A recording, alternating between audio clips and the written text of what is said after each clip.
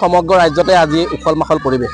সকলো বিদ্যালয়তে ইতিমধ্যে ব্যাপক আয়োজন সৰস্বতী পূজা। মা সৰস্বতী আজি তেখেতৰ আজি পূজ্য দিন। আজি তেখেতৰ পূজাৰে মুখৰিত হৈছে সমগ্ৰ অসমৰ ৰাজ্যৰ বিভিন্ন প্ৰান্তৰ লগতে সকলো বিদ্যালয় মহাবিদ্যালয় আৰু স্কুলত। মই বৰ্তমান উপস্থিত হৈছোঁ গোলাঘাট জিলাৰ অন্তৰ্গত আমগুৰি এখন শংকৰদেৱ শিশু নিকেতনৰ স্কুলত। মই পোনপটীয়াকৈ মোৰ সতীৰ্থ কেমেৰা পাৰ্চনক ইয়াৰ অকণমান পৰিৱেশটো দেখাই দিবলৈ অনুৰোধ জনাইছোঁ।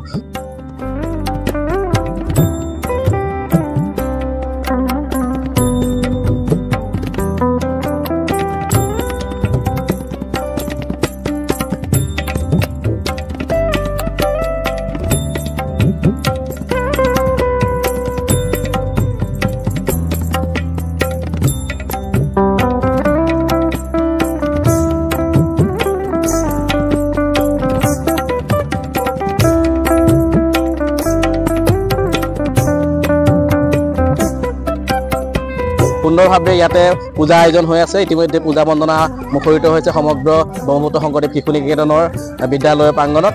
মই কেমেৰা পাৰ্চনক পৰিৱেশটো দেখাবৰ কাৰণে অনুৰোধ জনাইছোঁ। লগতে মই কথা পাতিব চেষ্টা কৰিম। ইয়াৰে প্ৰধান আচাৰ্য মোৰ লগত উপস্থিত আছে।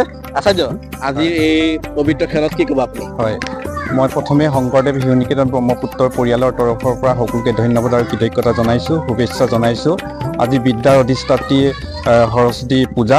আমি ছাত্ৰ ছাত্ৰী, শিক্ষক শিক্ষয়িত্ৰী, আচাৰ্যা, আমাৰ অভিভাৱক অভিভাৱিকা, নিকেতন পৰিচালনা সমিতিৰ সমূহ বিষয়ববীয়া সকলোৱে আমি মিলি আমি সমূহীয়াভাৱে আজি সৰস্বতী পূজাভাগ উদযাপন কৰিছোঁ আৰু ইয়াত সকলোৱে আমাক সহায় সহযোগিতা কৰিছে।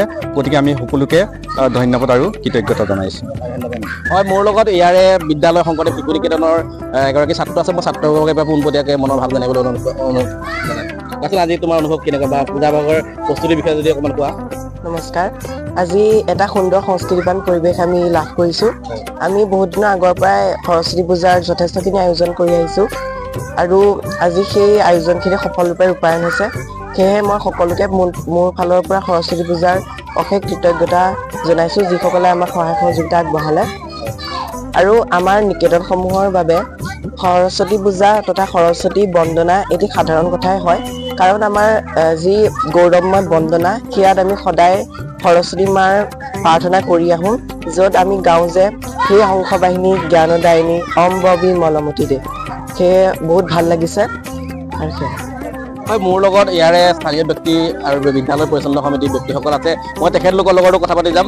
মোৰ লগত বিদ্যালয়ৰ এগৰাকী ছাত্ৰী আছে। মই ছাত্ৰীগৰাকীৰ পৰা পোনপটীয়াকৈ মনৰ ভাৱ জানিবলৈ প্ৰয়াস কৰিম। কোৱাচোন, আজি তোমালোকৰ যিহেতু বিদ্যা অধিষ্ঠাত্ৰী দেৱী, তোমালোকৰ আজি বিদ্যাৰ যি আমাৰ সৰস্বতী মাতৃ পূজা, এই পূজাৰ বিষয়ে কি ক'বা তুমি?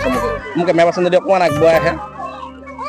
সৰস্বতী পূজা আমাৰ অসমৰ লগতে সকলো প্ৰান্ততে পাতি অহা হৈছে। লগতে আমাৰ নিকেতনতো আজি সৰস্বতী পূজা পতা হৈছে। আমাৰ নিয়মীয়াভাৱে প্ৰতি বছৰে পাতি থকা হয়। আমি সৰস্বতী মাতৃক প্ৰণাম কৰোঁ এই সময়ত, আৰু লগতে মনত ভাবোঁ যে আমাক পঢ়াত শিক্ষাত অলপ সহায় কৰে তেনেকুৱা। হয়, ধন্যবাদ। ইতিমধ্যে ছাত্ৰগৰাকীয়ে সুন্দৰ এটা মন্তব্য প্ৰকাশ কৰিছে।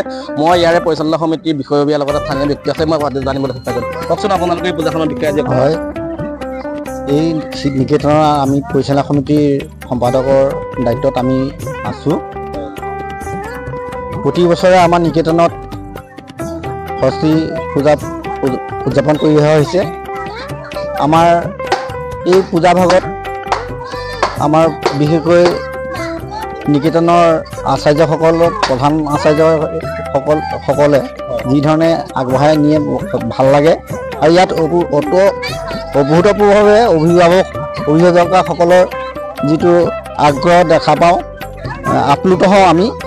যাই নহওক, আজি শুক্লা পঞ্চমী তিথি যিভাগ আমাৰ তিথি উদযাপন কৰা হৈছে, এইভাগ আগতে যেনে কৰা হৈছে এইবাৰো কৰা হৈছে। বিশেষকৈ এইবাৰ এটা পৰিক্ৰমী ব্যৱস্থা এটা হৈছে যে এইবাৰ আমাৰ এই নিকেতনৰ পৰা দশম শ্ৰেণীটো প্ৰথম বেষ্ট।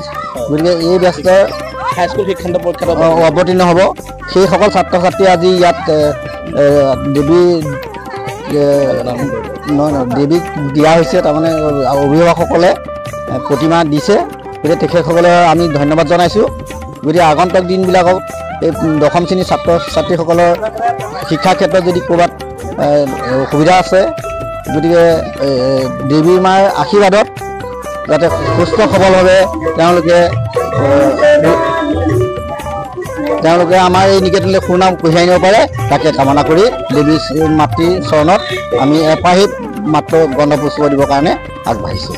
হয়, এনেদৰে দেখা গৈছে যে প্ৰত্যেকজন ব্যক্তিয়ে মনৰ ভাৱ ব্যক্ত কৰিছে আৰু তেখেতলোকৰ ইয়াতে আজি 10ম শ্ৰেণীৰ যিহেতু প্ৰথমবাৰ এবাৰ মেট্ৰিক পৰীক্ষাত উত্তীৰ্ণ হ'ব, সেই অভিভাৱকসকল তথা ছাত্ৰ ছাত্ৰীসকল বিষয়ববীয়ে আজি এক সুন্দৰ নিদৰ্শন দাঙি ধৰিছে। এগৰাকী তেখেতলোকে এটি প্ৰতিমা অৰ্থাৎ মা দেৱীৰ সৰস্বতীৰ প্ৰতিমা ইতিমধ্যে তেখেতলোকে এই বিদ্যালয়লৈ আগবঢ়াইছে। গতিকে তেখেতলোকৰ দীৰ্ঘায়ু কামনা কৰিছোঁ আৰু তেখেতলোকৰ আগন্তুক হাইস্কুল শিক্ষান্ত পৰীক্ষা যাতে সুকলমে পাৰ হৈ যায় তাৰে আমি আমাৰ অসম নৰ্থ ইষ্ট নিউজ লাইভৰ তৰফৰ পৰা তেখেতলোকক অভিনন্দন জ্ঞাপন কৰিছোঁ। মোৰ লগত আৰু এজন বয়োজ্যেষ্ঠ ব্যক্তি আছে, কথা পাতিব বিচাৰিছোঁ। কওকচোন আজি বিদ্যালয়ত উপস্থিত নমস্কাৰ, মই নিকেতনৰ প্ৰাক্তন আচাৰ্য। আজি কথাটো মোৰ মনত আহিছে যে বিদ্যাৰ অধিষ্ঠাত্ৰী দেৱী মা সৰস্বতী আজি মানে পূজাৰ দিন। আজি তেখেতৰ পূজাত আমাৰ অঞ্চলৰ সকলো লোকেই অংশগ্ৰহণ কৰে নিকেতনত, সেইকাৰণে মই বৰ ভাল পাওঁ। আৰু বিশেষকৈ আমাৰ নিকেতনত সৰস্বতী বন্দনা সদায় গোৱা হয়। মানে অন্য হেৰিয়াত থাকে নাথাকে সেইটো বেলেগ কথা, কিন্তু আমাৰ নিকেতনত সদায় এগছি বন্তি আৰু সৰস্বতী বন্দনাৰে আমাৰ প্ৰথম পাঠসূচী আৰম্ভ হয়। আৰু এই অধিষ্ঠাত্ৰী দেৱী পূজা কৰাৰ মূল কাৰণটোৱে আমাৰ এইটোৱে হ'ল যে যিহেতু আমি জানো যে বিদ্যাই পৰম ধন, বিদ্যা পৰম বন্ধু, গতিকে বিদ্যা যেতিয়া আমাৰ থাকে আমাৰ ক'তো মৰণ নাই। সেই উদ্দেশ্যে আমি ভগৱানক চিন্তা কৰোঁ আৰু ভগৱানৰ অংশস্বৰূপ আজি সৰস্বতী মাক আমি এপাহি গন্ধপুষ্পৰে এগছি ধূপ ধূপেৰে পূজা অৰ্চনাৰ দিন আয়োজন কৰিছোঁ আৰু ইয়াত ৰাইজৰ সমাগমে আমাক অতি উৎসাহিত কৰিছে।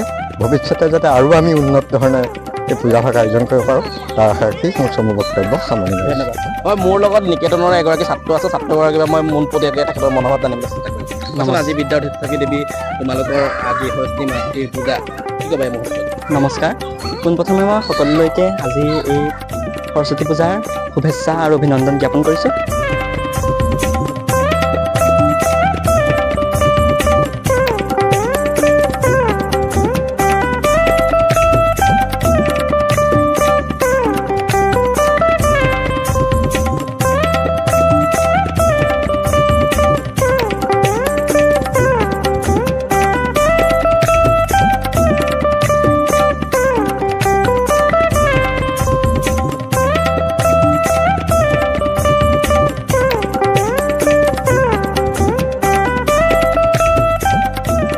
আজি হ'ল আপোনাৰ 2-3 সংমিশ্ৰণ হৈছে।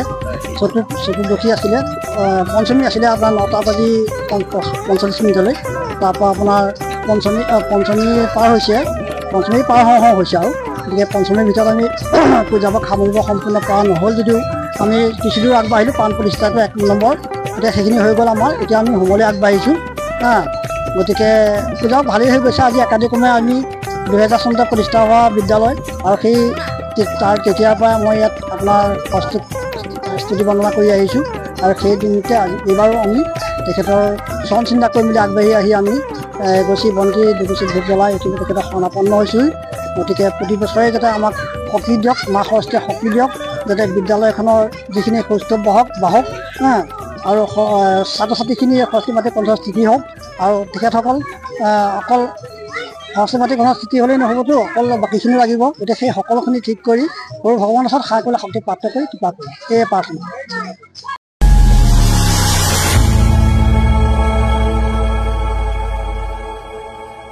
খবৰৰ আঁৰৰ খবৰ, ব্ৰেকিঙৰ হুলস্থুলৰ মাজত ৰৈ যোৱা সমাজৰ নেতিবাচক বহু খবৰ, ৰাজনীতিৰ পৰা সমাজ নীতিলৈ, খেল জগতৰ পৰা কৃষি খণ্ডলৈ, ছবি জগতৰ পৰা সাহিত্য চৰ্চালৈ, বৰাক ব্ৰহ্মপুত্ৰৰ লগতে উত্তৰ পূবৰ সাতভনীক সামৰি অসমৰ সংবাদ জগতত নতুন সংযোজন Assam north east news live 24/7।